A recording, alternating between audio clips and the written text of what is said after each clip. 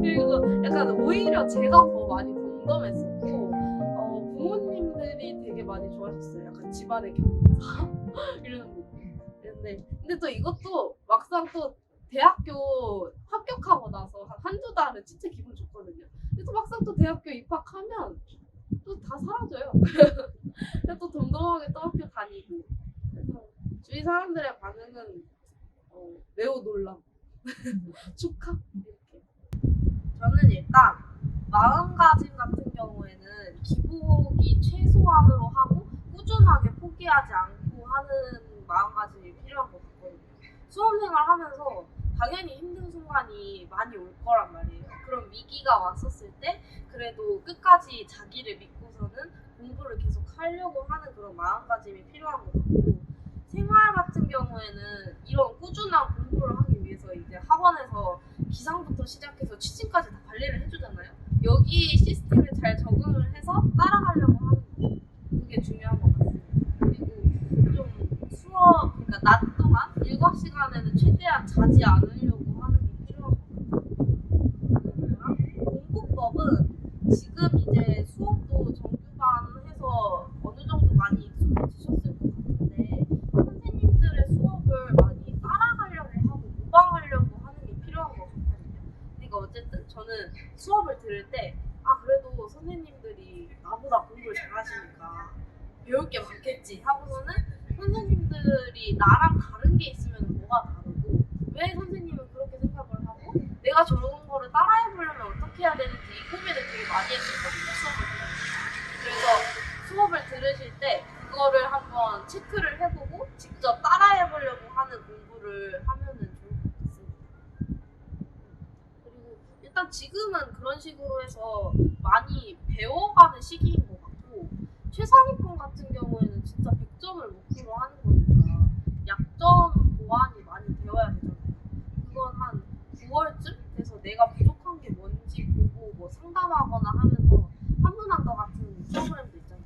그런 거 하면서 이제 한 문제씩 채워 나가는 게 필요한 것 같습니다. 저는 같은 반에 그 어떤 친구가 있었는데 그 친구가 진짜 열심히 하는 거예요. 맨날 밥도 먹으러 가면은 항상 제가 다 먹고서, 저도 약간 빨리 먹는 편인데 다 먹고 오면 항상 앉아 있고 그냥 밥을 안 먹나 싶을 정도로 계속 앉아서 열심히 공부하는 애가 있었거든요.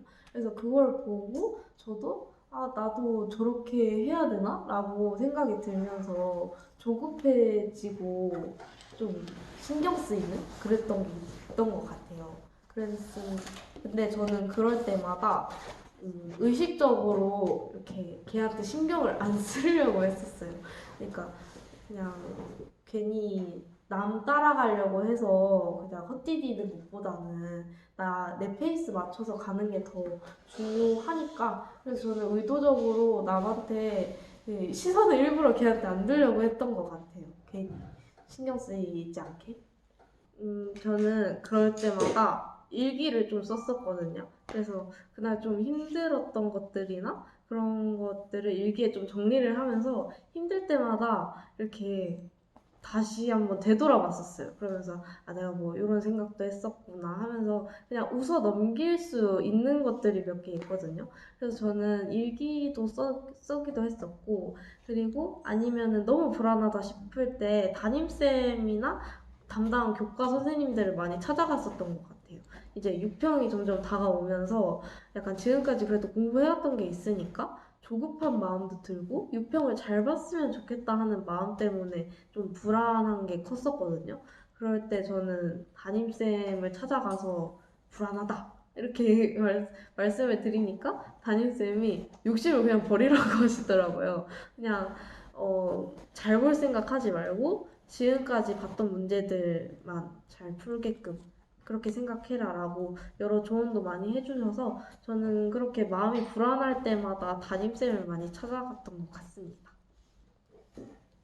근데 지금 아직 시기가 5월이잖아요. 근데 저도 성적이 솔직히 6평 이후부터 오르기 시작했거든요. 한 7월, 8월, 여름부터 그때부터 평가원 보고 이런 식으로 나오는구나 하고서는 그런 감이 생겨요. 내가 공부했던 부분에서 이런 게 나왔구나 하는 게 보이다 보니까 그때부터 이제 방향을 잡고 공부하기 시작해서 많이 오르기 시작을 했는데 그 전까지는 이제 성적이 오르는 게 거의 잘 안 보인단 말이에요. 그냥 현역들랑 비슷한 것 같고 그래서 좀 저도 긴가민가 하고 불안하기도 하고 그랬었는데 그럴 때마다 저는 그냥 좀 버텼다고 해야 되나? 그냥 계속 꾸준히 6평을 일단 보고서는 생각을 해보자라고 하면서 존버를 해보자 생각을 했던 것 같습니다.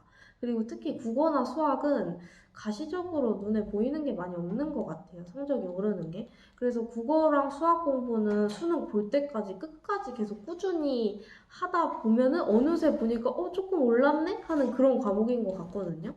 그래서 이거는 내가 언제까지 몇 점까지 내가 만들겠다라고 그렇게 목표를 잡으면 오히려 힘든 것 같아요. 그래서 그냥 꾸준히 하는 게 진짜 중요한 과목인 것 같습니다. 그래서 저는 국어도 그렇고 수학도 그렇고 항상 루틴을 만들려고 했었어요. 수학 같은 경우에는 이 조건을 이런 식으로 활용을 해야 되겠다. 아니면은 얘를 보고 어떤 보조선을 긋던지 아니면은 이런 식으로 식을 전개해야 되겠다라는 거를 해석하는 연습을 많이 해야 되는 거거든요. 결국에는 생각을 많이 하고 그리고 주어진 조건을 내가 어떻게 문제를 풀 때 활용하는지가 중요한 거다 보니까 그런 식으로 해석하는 연습을 초반에 많이 했던 것 같아요. 그런 해석하는 방법이나 그런 것들을 이제 교과 선생님들한테 많이 배우고 따라해 보려고 했던 거고요. 국어 같은 경우에는 그냥 단순히 지문을 읽고 문제를 풀고 문제의 근거가 어디고 이거를 체크하는 게 아니고 읽는 과정에서 내가 어디까지 어떻게 읽을 건지를 좀 깊이 생각을 했던 것 같아요. 뭐 대상이 2개 나오면은 걔네들의 관계를 보고 비교 대조하는 거를 하자라든지 뭐 정의가 뭐 이렇게 그런 관형절로 묶여진 진술로 나오면은 얘도 어쨌든 얘의 속성에 대해서 설명을 하는 거니까 번호를 달고 지나가자든지 그런 식으로 내가 읽어가는 과정 중에 정보를 어떻게 처리해야 될 것인지에 대한 루틴을 많이 만들고 걔를 계속 체화하려고 하고 선생님 방법대로 해보려고 하고 그런 것들을 많이 했던 것 같습니다. 저는 뭔가 내 페이스가 좀 흔들리는 것 같다. 멘탈이 흔들리는 것 같다. 라고 하면 담임쌤 찾아가서 상담을 했었거든요. 그걸 하거나 아니면 조금 친한 교과 과목 선생님들 찾아가서 상담을 했었는데 그렇게 하면은 좀 저는 진정도 많이 되고 공부 다시 열심히 해봐야 되겠다라는 생각도 좀 들더라고요. 그걸 하거나 아니면은 뭐 진짜 너무 공부하기가 집중이 안 된다 싶으면 그냥 친구 하나랑 같이 나가서 산책 몇 바퀴 이렇게 했거든요. 그래서 저는 그런 거 도움 많이 됐던 것 같고 주변 분위기에 흔들리지 않는 법은 흔들릴 만한 요소를 최대한 안 만드는 게 더 중요한 것 같아요. 그러니까 막 친구를 있으면은 의지가 되고 좋기는 한데 그것도 너무 많으면 나중에 좀 피곤하거든요. 뭐 친구끼리 뭐 싸우는 일도 있을 수도 있고 뭐 신경 써야 될 게 생기다 보니까 저는 그래서 뭐 구태여 친구를 내가 만들려고 하지는 않았던 것 같아요. 그냥 자연스럽게 뭐 기숙사 친구처럼 친해지면은 더 좋은데 그게 아니더라도 뭐 그냥 혼자서 생활하면 되는 거니까 구태여 많이 만들려고 하진 않았던 것 같습니다. 저는 솔직히 잡생각은 그렇게 많이 안 들었거든요. 근데 뭔가 잡생각이 드는 것 같다 싶으면은 저는 손 쓰는 공부를 했어요.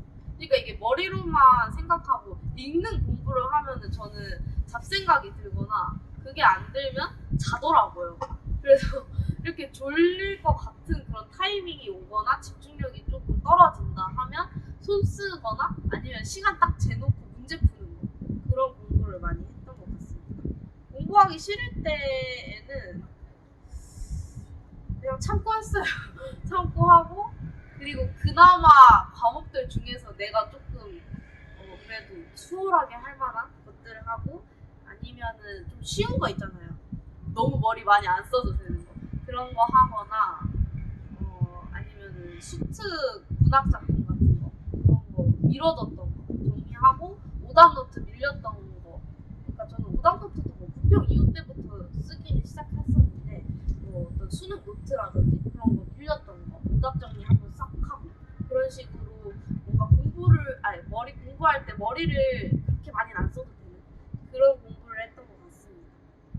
저는 뭔가 포기하고 싶다라는 생각이 들 때마다 그냥 그때 현역 때 겨울 수능 끝나고 거기를 생각을 했었거든요. 근데 이게 그러니까 저는 대학이 이렇게 다 떨어질 거라고는 생각을 못 했었다 보니까 충격도 되게 컸고 그래서 힘들기도 되게 많이 힘들었었고 그냥 수능 끝나고 나서 집 밖에 나오지를 않았었잖아요. 그리고 그냥 그런 부담감 때문에도 너무 힘들었었고 1월 달에는 이제 재수 결심하고 어쨌든 대학은 가야 되니까 재수 결심하고 이제 제가 지구과학이 완전 노베이스였어서 기숙학원 들어가기 전에 그래도 기본은 좀 떼고 가자 해서 그것만 인강을 들었었거든요. 그런데 겨울에 이제 1월에 독서실을 이제 집에서 왔다 갔다 하면서 다니는데 그때 지나치는 거리가 술집거리였단 말이에요. 그러면 이제 딱 막상 새해 됐으니까 이제 갓 성인 된 20살들이 다 술 마시려고 나올 거 아니에요. 근데 저는 거기에서 똑같이 뭐 약간 후드 집업에다가 막 추리닝 이렇게 후리후리하게 다니는데 내 친구들은 가면서 다 술 마시러 놀러 다니고 아는 친구들 만나서 예진아 너 어디가? 라고 이러면 이제 현타가 오는 거죠. 내가 쟤보다 열심히 했는데요. 이러면서. 그래서 그때 되게 많이 현타가 왔어서 그때 진짜 이를 갈고 그때 결심했었어요. 2번 다시 이거 못한다. 이 상황 또 오기 싫으니까 그냥 하자. 또 그냥 지금 고통스러운 게 차라리 또 이거 겪을 바에는 낫다. 이랬던 것 같습니다. 아니요. 안 했습니다. 저는 또 여중여고였기 때문에 주변에 Y 염색체를 재수 때 처음 보고 그냥 눈도 그냥 안 마주치려고 했던 것 같은데 그래서 저는 안 했어요. 그리고 저는 왜 제가 약간 의도적으로 저는 그냥 진짜 나는 연애 절대 안 해야지 눈도 안 마주쳐야지 이렇게 생각을 했거든요. 근데 그게 왜 그랬었냐면 저는 그 재수하기 전에 부모님이랑 어쨌든 약속을 했어요. 이번 1년 부모님이 투자해 주실 테니까 열심히 해봐라 라고 하셨단 말이에요. 그런데 저는 그 상태에서 연애를 하면은 뭔가 귀농을 할 법한 그런 압박이 살짝 있었어가지고 나는 연애하면 망한다 진짜 삭발당할 것 같다 하는 그런 생각 때문에 애초에 그런 생각을 안 했습니다. 그냥 그거 연애하는 그러니까 그런 분들이 조금 보이시기도 했었지만 근데 그걸 보면서 나는 저러지 말아야지 그랬었어요. 근데 제가 아직 예과여서 의대 공부라고 할 만한 걸 아직 해보지는 않았거든요. 그러니까 1학년은 거의 대부분이 전공 수업이고 그 교양 수업이고 그리고 전공이라고 할 만한 거는 생명 실험 수업이랑 화학 수업 그다음에 의학의 이해라는 인문사회 의학이라는 과목인데 근데 인문사회의학은 의학의 역사, 철학 이런 거 배우는 거고 그다음에 생명은 생원생투 내용 정도 되고 화학이 조금 어렵기는 한데 그래도 수능 공부보다는 할 만한 것 같습니다. 근데 본과 때는 훨씬 힘들다고 하기는 하더라고요. 그래도 저는 수능 공부가 조금 더 어려웠던 것 같아요. 장점은 일단 길이 어느 정도 정해져 있다. 그러니까 의사라는 거에서도 되게 여러 가지 분야가 있기는 한데 거기에서도 보면은 어쨌든 전문직이라는 게 정해져 있잖아요. 그래서 다른 과에서처럼 스펙을 쌓거나 아니면 대학원을 가서 연구를 더 해야 된다거나 하는 그런 부담은 없는 공부만 하면 된다 이거고 단점은 공부만 하면 된다. 그러니까 연대의대가 본과 4년 중에서 원래는 2년 기초 과목을 공부하고 그 다음에 2년 임상 실습을 나갔단 말이에요. 근데 이제 저희 때부터 저희 한 위에 2학번 정도 위에부터 해서 바뀌었어요. 1.5년 동안 기초 과목을 다 배우고 반 학기 동안 이제 연구를 하고 그 다음에 임상 실습을 나가는 걸로 바뀌었다 보니까 2년 동안 병리학이나 해부학 이런 거 배우는 거를 1.5년으로 확 줄여버리니까 더 심해졌잖아요. 그래서 그런 식으로 공부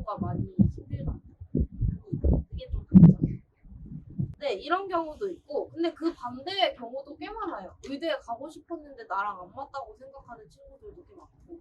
근데 지금은 제가 예과잖아요. 그러니까 솔직히 이런 고민은 잘 안 해요. 다들 아 재밌다, 대학생은 재밌다, 막 이러면서 신난다, 이러면서 놀기 바쁘지, 이런 고민은 본과에 가서 조금 더 많이 할 것 같습니다. 이게 지금은 제가 교양 수업만 대부분 듣다 보니까 과제를 그렇게 소화하지 못할 정도는 아니에요. 근데 이게 보통은 대학생 다른 과들은 18학점 정도 듣는다고 알고 있거든요.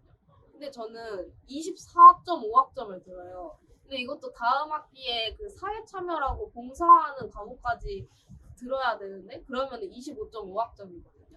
그러니까 이게 예과 2년 동안에 82학점을 채워야지 본과로 진급을 할 수가 있다 보니까 다른 학생들에 비해서 듣는 과목이 많죠.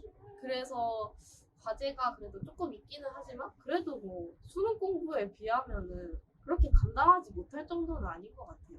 그리고 과제도 생각보다 재밌는 과제들도 많고, 팀플이나 뭐 토론 수업 같은 거 그런 과제들이나 아니면 뭐 실험하고서는 뭐 레포트 쓰는 건데, 아 근데 사실 이게 족보를 참고를 하면 굉장히 쉽게 할 수 있어서 많이 힘든 것 같진 않습니다. 아 근데 연대의대가 아무래도 수시로 뽑는 인원들이 있다 보니까 그래도 현역들이 좀 많기는 많아요. 그리고 현역이 지금이면 04잖아요. 근데 조기 졸업해서 05년생들도 꽤 많거든요. 그래서 약간 비율을 보면은 거의 한